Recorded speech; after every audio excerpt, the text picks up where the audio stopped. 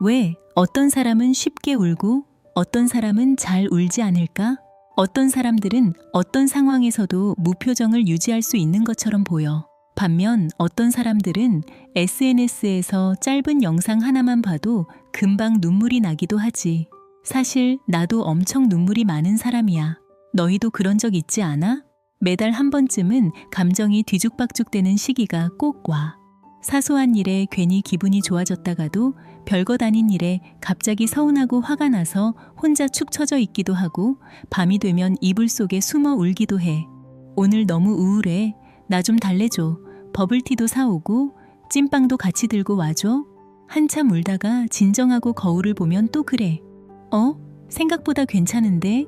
우울해도 좀 귀엽네. 나도 저 시 속의 모습이 꼭 내 이야기 같았어. 방금까지 울다가 거울을 보고 괜히 웃음이 터질 때도 있거든.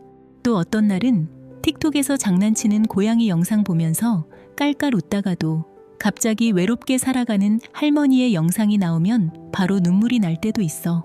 그럴 때마다 이런 생각이 들어. 왜 내 감정은 이렇게 오락가락할까? 나는 지금 슬픈 걸까? 행복한 걸까? 행복할 때조차 진짜 행복한 게 맞는 걸까? 왜 나는 이렇게 쉽게 울까? 내가 감정을 잘 조절하지 못하는 걸까? 임상건강심리학자 멜리사 키오리는 우는 것이 옳다, 틀리다로 나눌 수는 없다고 말해. 즉, 눈물이 많다고 해서 꼭 나쁜 건 아니라는 뜻이야. 사람은 슬플 때만 우는 게 아니야.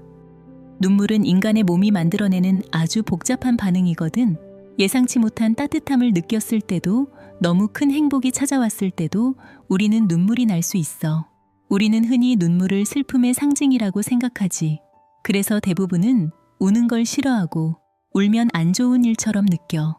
실제로 오래, 많이 울면 심장과 폐가 평소처럼 움직이지 않게 돼. 숨이 길게 막히고 산소 공급도 원활하지 않아서 몸이 힘들어지거든. 하지만 그건 울고 있는 동안의 이야기야. 신기하게도 울고 난 뒤에는 오히려 마음이 편안해지는 경우가 많아. 실제로 약 80%의 사람들이 울고 나면 한결 나아졌다고 느낀다고 해. 멜리사 역시 울음이 하나의 치유 방식이 될 수 있다고 설명했어. 어떤 사람들은 실컷 울고 난 뒤에야 문제를 더 잘 해결할 수 있었고 다시 앞으로 나아갈 힘을 얻었다고 말하기도 했지. 왜 나는 다른 사람보다 더 쉽게 울까? 1. 원래 감수성이 높은 성격일 수도 있어. 2016년 이모션 리뷰 연구에 따르면 공감 능력이 높은 사람들, 흔히 예민한 사람이라고 불리는 사람들은 더 자주 울 가능성이 높다고 해. 이들은 주변 환경에도 민감하고 다른 사람의 감정에도 쉽게 영향을 받아. 타인의 시선이나 말에도 마음이 흔들리기 쉽고 말이야. 2. 호르몬 변화 때문일 수도 있어. 눈물이 많아지는 건 호르몬 변화와도 관련이 있어. 웰컴 대학의 지우스 박사는 호르몬이 감정과 기분을 포함한 신체 기능을 조절하는 중요한 역할을 한다고 설명했어. 그래서 생리 전, 출산 후, 폐경기 같은 시기에는 감정 변화가 심해지고 더 쉽게 울 수 있다고 해. 3. 어린 시절의 상처 때문일 수도 있어. 어린 시절 어떤 환경에서 자랐는지도 감정 표현에 영향을 줄 수 있어. 과거의 감정을 계속 마음속에 눌러담고 살아왔다면 갑작스럽게 눈물이 터져나오는 경우도 있거든. 미국 국립의학연구소의 연구에 따르면 어린 시절 큰 상처를 경험한 사람들은 성인이 된 후에도 더 자주 울고 우울증이나 불안장애 같은 심리적 어려움을 겪을 가능성이 높다고 해. 4. 사회적 분위기와 성별 차이 2016년 연구에서는 여성이 남성보다 2배에서 4배 더 자주 운다고 밝혔어. 사회적으로도 여성의 눈물은 비교적 자연스럽게 받아들여지는 반면 남성은 감정을 숨겨야 한다는 압박을 더 많이 받기 때문이야. 예를 들어 여자아이가 넘어졌을 때는 괜찮아, 울지 마 라고 달래주지만 남자아이가 울면 남자가 그 정도 가지고 왜 울어? 강해져야지 라는 말을 듣는 경우가 많지. 겉으로는 격려처럼 들릴 수도 있지만 사실 이런 말들은 많은 남자아이들에게 남자는 울면 안 된다는 생각을 심어주게 돼. 하지만 그렇다고 해서 울지 않는 사람들이 감정이 없는 건 아니야. 나는 5년 연애를 끝내고도 아무 일 없다는 듯 일상을 살아가는 친구를 알고 있어. 어머니가 병원 침대에 누워 돌아가실 때까지 손을 잡고 있으면서도 눈물 한 방울 흘리지 않았던 친구도 알아. 하루 14시간씩 일하고 사고도 당하고 직장에서 혼나고 새벽에 빈 방으로 돌아와 멍하니 앉아있는 친구도 있어. 나는 그들이 우는 걸 본 적이 없었어. 그래서 울지 않는 사람들이라고 생각했지. 하지만 사실은 내가 못 본 것뿐이었어. 그 친구는 밤새 숨도 못 쉴 만큼 울었을 수도 있고 다음 날 차가운 숟가락으로 부은 눈을 가라앉힌 채 아무렇지 않은 얼굴로 출근했을지도 몰라.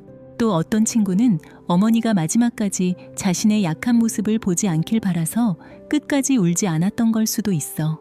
사람들은 청각이 사람이 죽기 전에 가장 마지막까지 남는 감각이라고 말하잖아. 그래서 그는 끝까지 울음을 삼켰던 거야. 하지만 장례가 끝난 뒤 집에 돌아와 어머니 사진 앞에서 아이처럼 무너져 울었을지도 몰라. 또 어떤 사람은 너무 오랫동안 상처를 받아서 이제는 울지도 못하게 되었을 수도 있어. 감정을 너무 오래 눌러두면 결국 스스로의 감정과 연결이 끊겨버리기도 하거든. 아이들이 어른보다 덜 힘들어 보이는 이유 중 하나는 쉽게 울 수 있기 때문이야. 아이들은 솔직하고 감정을 숨기지 않으니까. 하지만 어른은 참는 데 익숙해져 억누르고 견디고 버티면서 점점 감정을 잃어가기도 해. 우는 건 인간만이 가진 아주 자연스러운 반응이야. 그리고 인간의 감정을 완성하는 아주 중요한 부분이기도 해. 하지만 만약 네가 이유 없이 자주 울고 감정을 조절할 수 없다고 느껴진다면 그건 마음이 너무 지쳐있다는 신호일 수도 있어. 반대로 전혀 울지 못하는 것도 꼭 건강한 상태는 아닐 수 있어. 감정을 계속 억누르다 보면 마음은 점점 무뎌지고 결국 자기 감정조차 알아차리지 못하게 되기도 하거든. 만약 갑자기 눈물이 지나치게 많아졌거나 감정 기복이 심해졌거나 이유 없이 화가 나고 웃음이 멈추지 않는다면 마음과 몸이 보내는 신호를 꼭 살펴봐야 해. 다음에 누군가의 눈물을 보게 된다면 기억해줘. 그 눈물 뒤에는 다른 사람이 쉽게 알 수 없는 아주 긴 이야기가 숨어 있을지도 모른다는 걸. 눈물이 많다는 건 부끄러운 일이 아니야. 너무 힘들고 슬프다면 그냥 울어도 괜찮아. 말로 다 표현할 수 없는 마음은 눈물로 흘러나오기도 하니까. 하지만 제발 혼자서만 울지는 않았으면 좋겠어.